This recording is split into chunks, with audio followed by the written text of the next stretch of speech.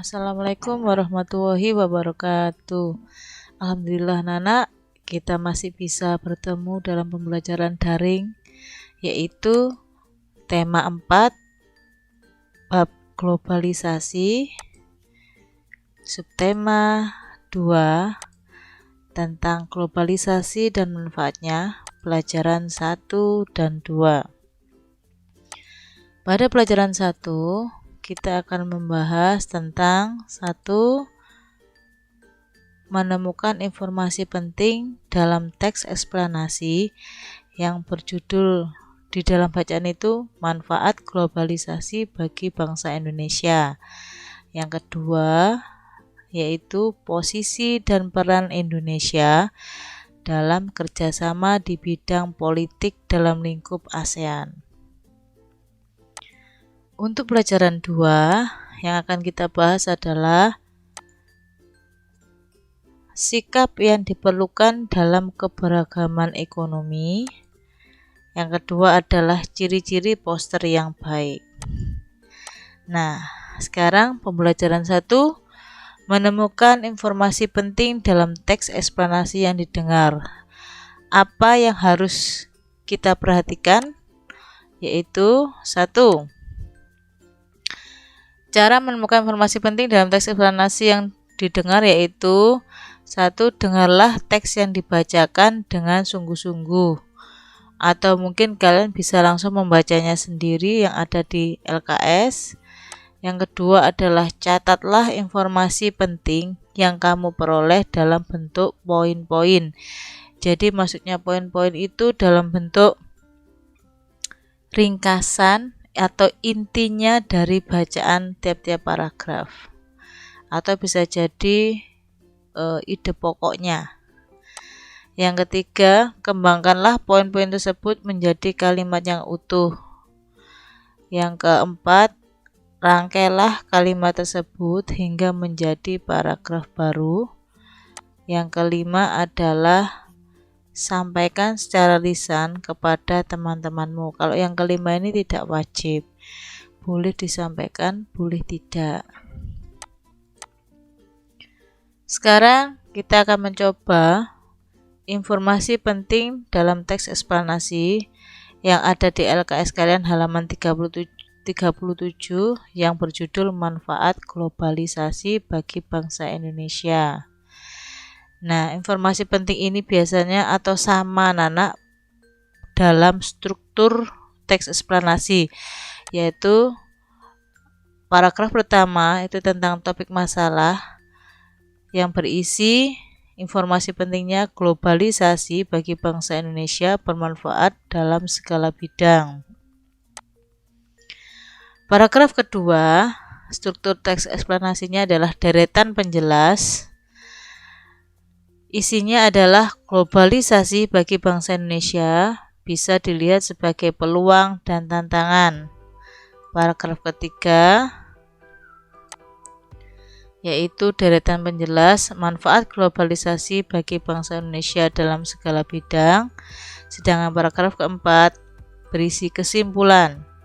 Kesimpulannya adalah globalisasi bagi bangsa Indonesia memiliki dampak positif dan negatif.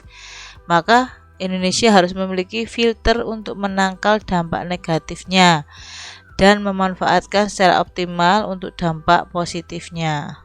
Nah, ini adalah informasi penting dari teks eksplanasi. Selanjutnya adalah posisi dan peran Indonesia dalam kerjasama di bidang politik dalam lingkup ASEAN. Apa saja itu? 1. Instrumen politik untuk melakukan kerjasama. Jadi kerjasama dalam bidang politik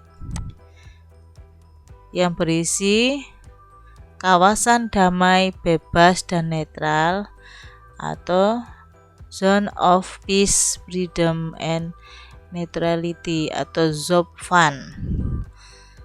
Yang kedua adalah Traktat Persahabatan dan Kerjasama. Bahasa Inggrisnya Treaty of Amity and Cooperation atau TAC in Southeast ASEAN. Yang ketiga adalah kawasan bebas senjata nuklir di Asia Tenggara. Bahasa Inggrisnya atau disingkat dengan Treaty on Southeast ASEAN Nuclear Weapon Free Zone atau SEAN-WFZ. Yang keempat adalah ASEAN Regional Forum atau ARF. Jadi itu adalah kerjasama yang di bidang politik. Sekarang yang kedua adalah posisi dan peran Indonesia dalam kerjasama di bidang politik di ASEAN. Posisinya dan perannya apa? 1. Mengikuti ASEAN Defense Minister Meeting atau ADMM. Yang kedua adalah melakukan pengiriman duta dan konsulat. Yang ketiga, menegakkan perjanjian ekstradisi di kawasan ASEAN. Yang keempat, melaksanakan perjanjian kawasan bebas nuklir. Yang kelima, sebagai pendukung kesepakatan kawasan damai, bebas, dan netral. Jadi tidak memihak siapapun. Yang ke-6, ikut bekerja sama menanggulangi nafsa di Asia Tenggara. 7. Ikut terlibat aktif dalam penyelesaian konflik di kawasan ASEAN. Itulah posisi dan peran Indonesia dalam kerjasama di bidang politik ASEAN. Selanjutnya adalah pemborosan energi, 80%-nya dari faktor manusia. Ya, karena manusia sangat membutuhkan energi. Menurut Undang-Undang Energi Nomor 30 Tahun 2007 dan Peraturan Pemerintah PP tentang Konservasi Energi, yang artinya konservasi energi adalah upaya sistematis, terencana dan terpadu guna melestarikan sumber daya energi dalam negeri dan meningkatkan efisiensi pemanfaatannya. Ini artinya dari konservasi energi. Jadi upaya pemerintah untuk melestarikan sumber daya alam intinya, dan upaya untuk meningkatkan efisiensi pemanfaatannya. Masalah pemborosan energi disebabkan oleh 80% sumber daya manusia dan 20%-nya disebabkan oleh faktor teknis seperti kejadian alam yang tidak terduga.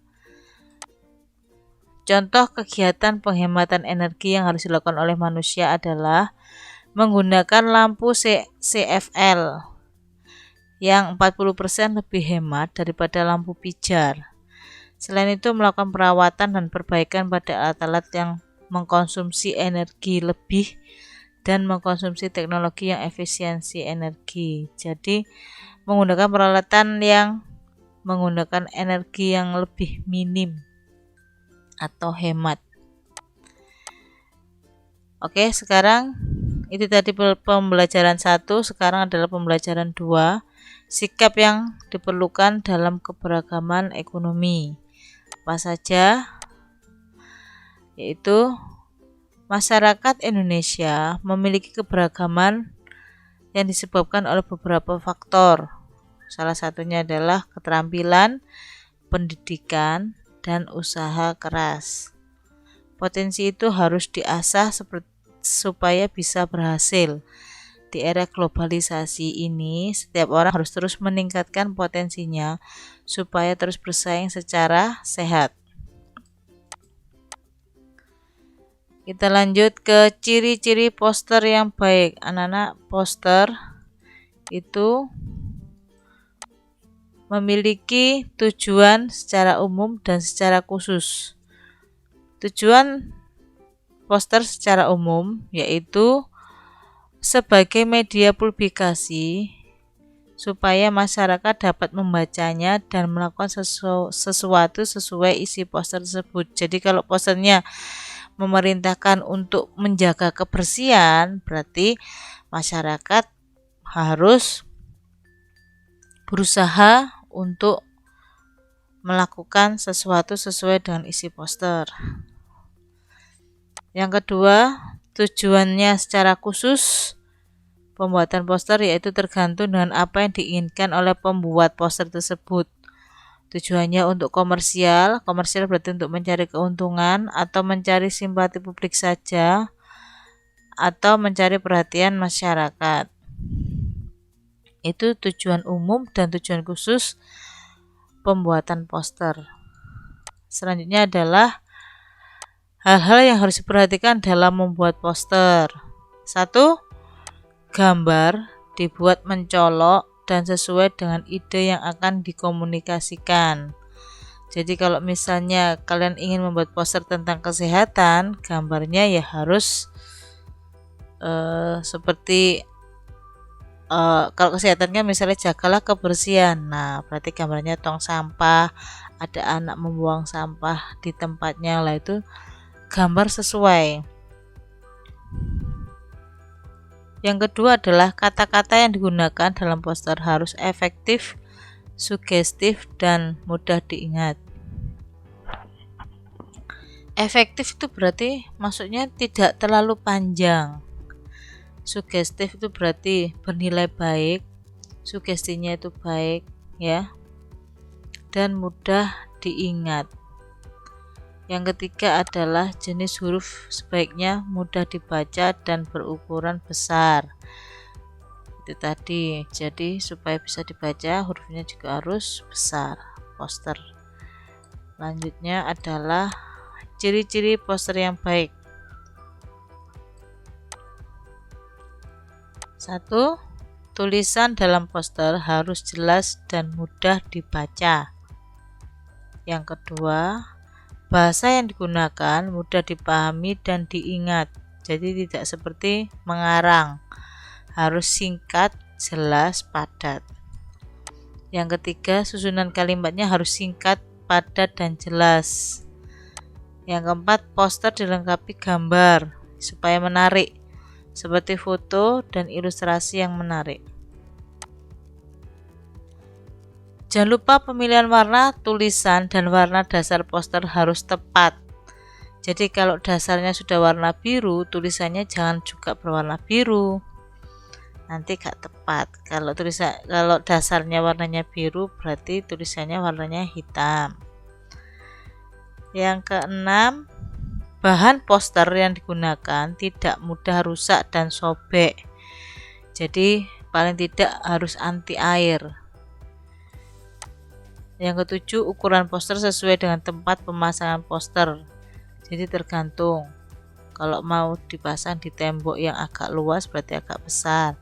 Kalau temboknya hanya kecil ya berarti posternya kecil. Alhamdulillah pembelajaran daring sudah selesai. Sekarang kalian latihan soal tematik, yaitu 1. Kalian kerjakan soal halaman 44 dari bacaan Kisah Sanawi, Kuli Bangunan yang Sukses Menjadi Pengusaha Es Krim. Yang kedua adalah kalian menggambar poster di LKS halaman 46. Tinggal ditandatangani orang tua saja ya. Jadi tidak Ibu bahas. Semoga kalian tetap semangat dalam belajar daring. Ibu akhiri, wassalamualaikum warahmatullahi wabarakatuh.